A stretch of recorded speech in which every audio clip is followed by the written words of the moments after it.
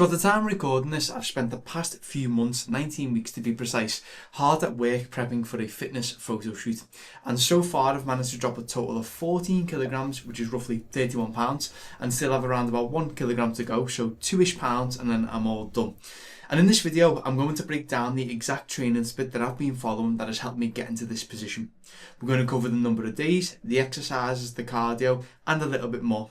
By going through my training split, I'm hoping that I can provide you with some tips and advice on how you could go about your own training if you are wanting to achieve something similar to what I have. Now, before we do get into the meat and potatoes of everything, I wanted to let you know why I wanted to share this. As I personally feel a lot of people fixate far too much on trying to find the perfect split. And it ultimately gets them nowhere, as all the time that they spend trying to find something perfect, research on the internet, which doesn't really exist, by the way, that time could be much better spent just actually going into the gym and getting something done and refining it as time goes on. Because at the end of the day, one thing you've got to understand is that every single training split works, whether it's push-pull legs, upper lower, the bro split. You will likely find somebody out there who has had success following a certain type of split.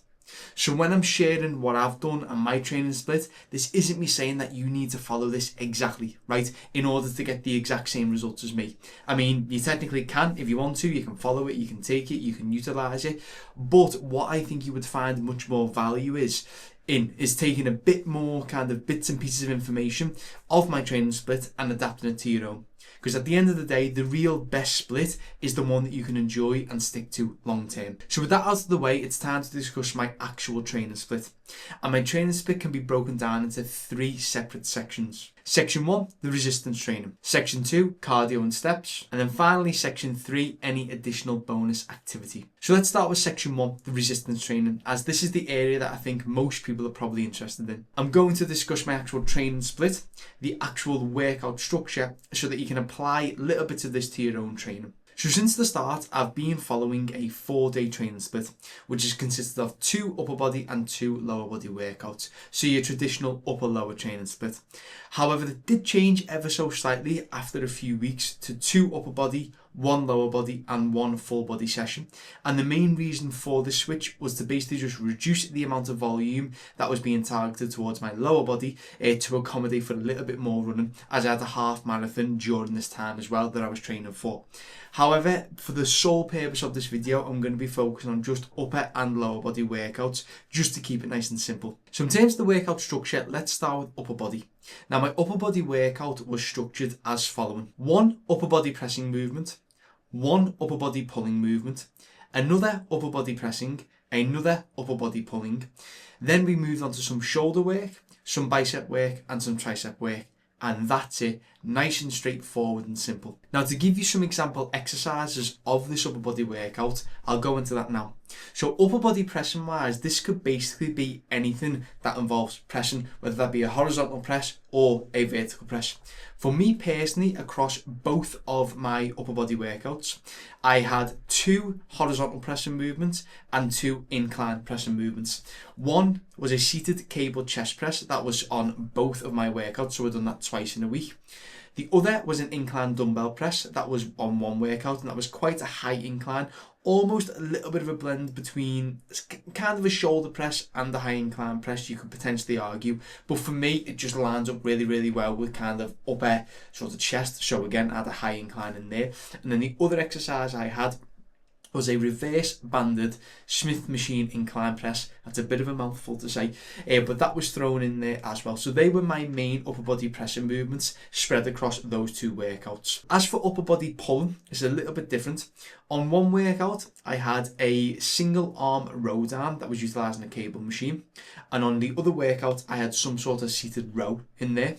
I then had the same exercise that was repeated twice on both, which was a neutral grip lat pull down, and that was my pulling side of things, right? Nice and simple, nice and straightforward. When it comes to shoulder movement, predominantly it was lateral delta that I was aiming to target. So on one workout I had a good old dumbbell lateral raise, and then on the other workout I had a lying cuffed cable lateral raise. Now bicep and tricep wise, again, nice and straightforward. One bicep movement on one workout was a face away cable curl. The other bicep movement was an incline dumbbell curl. Now for the tricep side of things, this did change a little bit midway through the actual training program itself. Originally I started off with a lying tricep skull crusher or tricep extension, you might know that as, on one workout, and then the other one was an overhead cable extension. I did swap the overhead cable extension out for an incline sort of lying tricep extension, just because that just felt a little bit easier and was a bit more convenient for myself. As for the lower body side of things, this was the structure that my lower body workout followed. We had a quad isolation movement, hamstring isolation movement, lower body pressing, lower body pulling or hinge, single leg movement, calves, and then a little bit of abs to finish. Now to give some example exercises for this, quad isolation wise across both of my lower body workouts, this was leg extension, again straightforward leg extension, got in, started off with that. Hamstring isolation wise, it was dependent on the gym that I was training at the time, as I would tend to bounce between two gyms for just a bit of variety.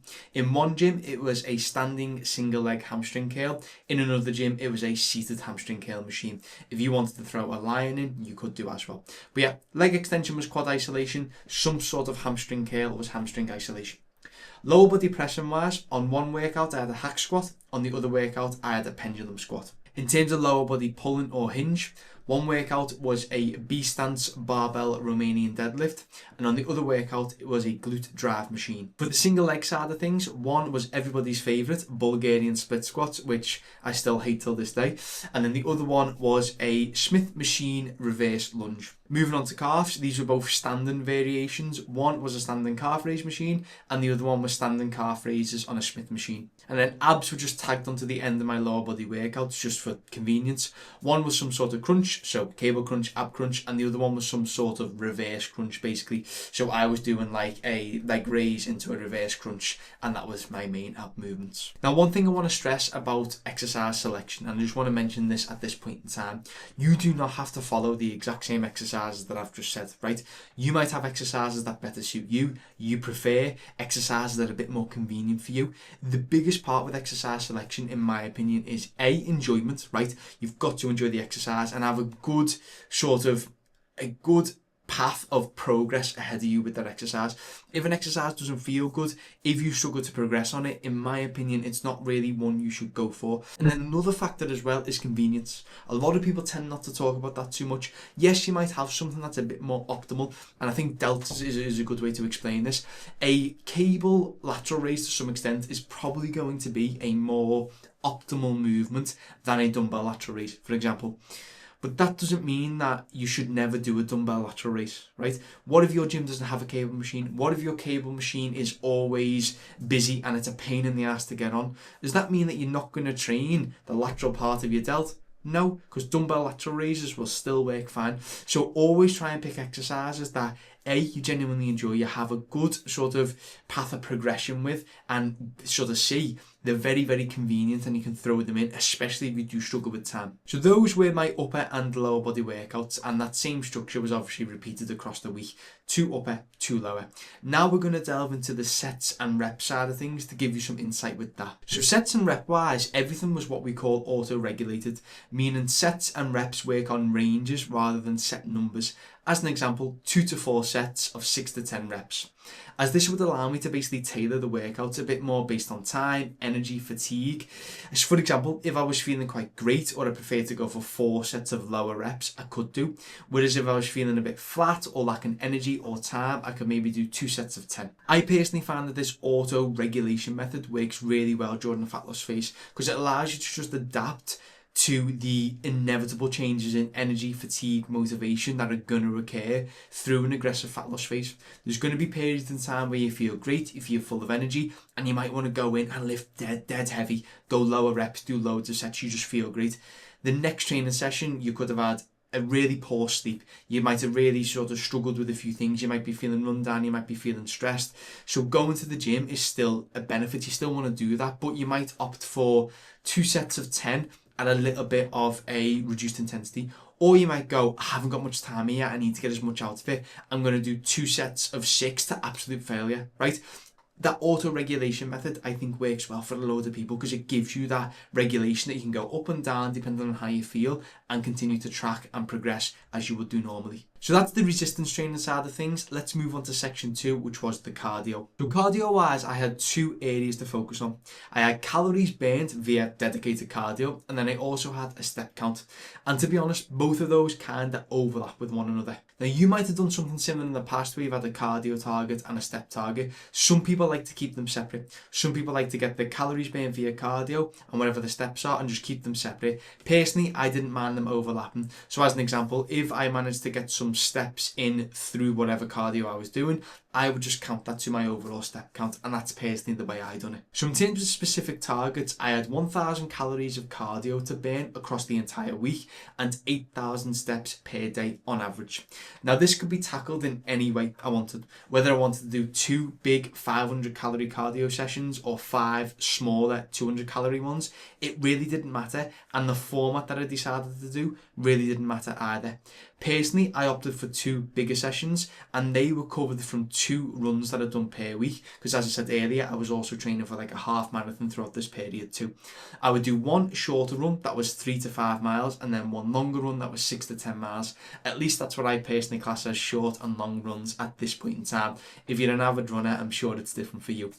Now, both of these would basically allow me to hit 1,000 calories burnt across the week, relatively straightforward, relatively easy.